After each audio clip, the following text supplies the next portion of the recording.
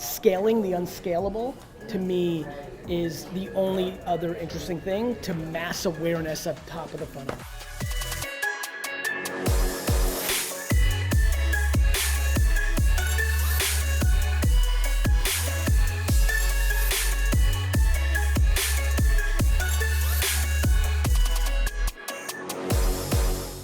Hey Gary, what's going on? Brandon Bornancin, CEO and founder. Huge fan, you changed my life. I was selling for Google. You post all about not wanting to be an entrepreneur, and now we run a 50-person sales software company, which is huge, man. So we're big fans. We've been dying to interview you for a book and a podcast called Sales Secrets from the Top 1%, where the world's best sales experts share their secrets to sales success. Okay. What is your number one top sales secret? To scale unscalable behavior. I think everybody's looking for automation and big lists and all this stuff, and literally, ironically, I was just talking to Andy and to John about the way we're gonna sell the next 10,000 cases of empathy wine, which is the number one thing I wanna sell, so please order it now, empathywines.com. We're ordering a case tonight. That's very meta for this video, is literally, we're gonna call every fucking person and have a conversation with them around what value can we bring for them to buy 3 cases of wine. It's as simple as that.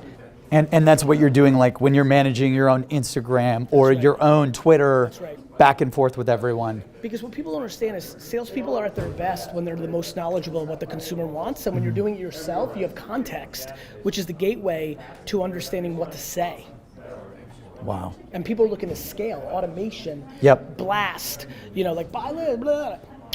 Automate all my social media posts, automate the emails, automate. I think phone calls coming back are one of the arbitrages. You won't get as many people, nobody wants to fucking talk on the phone, but the percentage you get, the closing is remarkable, and so scaling the unscalable. And then what would your recommendation be for the audience to execute on scaling the unscalable? Put in the work. Reply to every comment you get on social media. Email people back when they email you. Call them. Like, do the stuff that nobody else wants to do, because that means it has a chance, because everybody else is doing the same shit, which means when everybody's doing the same thing, nobody's gonna win because it becomes noise. You always just document it all, throw it all out there. Don't let I thrive off of bad comments. Like, do you just use any negativity to just keep fighting through? Yeah, actually it's less of like that, it's just more of empathy. Like, that person doesn't have enough context to have a statement that matters enough. Both pro and con. It's the same reason that I don't get too high. It's the same reason that I'm not in some private room right now not talking to anybody. Like, the accolades feel the same way as the hate, so it just keeps it super balanced. Got it. And Too why many people love the accolades but don't want to deal with the hate, which makes them, and then they keep buying into the accolades and they think they're somebody, which then means the hate drives them down even more. The more you are driven down by hate is the more that you read the press clippings of the good shit that you've been told. I just keep it right down the fucking middle. I love that. And when it comes to not promoting the agency, right, VaynerMedia or any of the Vayner, the New York Times bestsellers, is it hard for you? Is it to play that balance of give, jab, jab, hook? Like, how do you do it to where, hey, I'm going to give 20 million times and then I'm going to ask to buy Empathy Wine or reach out to my social agency? I try to focus completely on bringing in the most values possible, and then hope that whatever I'm trying to sell can naturally do it without me having to ask more. But I'm not scared if I have to. Like, one of the interesting things with the wine business was I decided to make 30,000 cases instead of 10,000 cases at the last minute. We've sold our 10,000, crazy, but 20,000 is a lot. I've been pushing empathy a lot, so like, there's work to be done. Hence, I'm here because of that. We'll sell some at the party. I'm literally not here if I decided to do 10,000 cases instead of 30. But it was ROI positive enough for me to do, but then that's how I'm thinking, right? Like, I want to bring as much value to my audience as possible, so then I'm willing to give up my biggest asset, which is my time, to do something like this, which is ROI positive in comparison to paying me the ridiculous fee that I have for the event.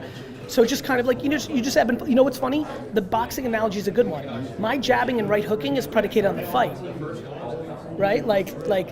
Some fights are easier than others. Right. And so Depends on the opponent and the market. The harder the fight, the better I have to land my jab, the harder I have to hit my right hook. And so it's completely predicated on the fight. Okay, and we've got 1 million social media followers on LinkedIn, B2B salespeople who are just always like sending LinkedIn messages, pitching people, spamming. What advice do you have for B2B salespeople out there? Spam. Like, if they wanted to deliver value like you, like what would you recommend to the B2B salespeople?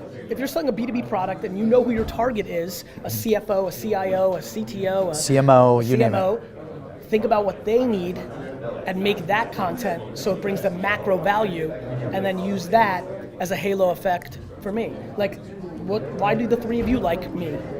Value. Yeah. It builds guilt, it builds brand, it builds relationship, and then it makes you want to support. Now, what you know also is that for all the value I brought, there are people who've built $10 million businesses on the back of all free value who've not ordered 3 bottles of empathy. That's just something you have to sign up for, in recognizing that's the part of giving actual value versus giving.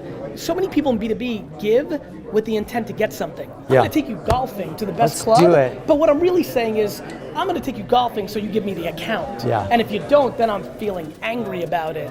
And that's just the wrong framework. That leads to a lot of disappointment and a lot of negativity. And so for me, it's just, I'm completely and utterly focused on bringing value, and then there's moments when I need something, and however those chips fall, they fall, and then I adjust to whatever the reality is. When did that set in to where you're like, holy shit, I'm gonna play this value game? Like, was it when you were doing Wine Library? Was it the social agent? No. I think it was probably when I started selling baseball cards. Okay. Like, I think it's inherently in me. Over the last 20 years, I've just learned how to articulate it. Awesome. Thank you, Gary. Appreciate it.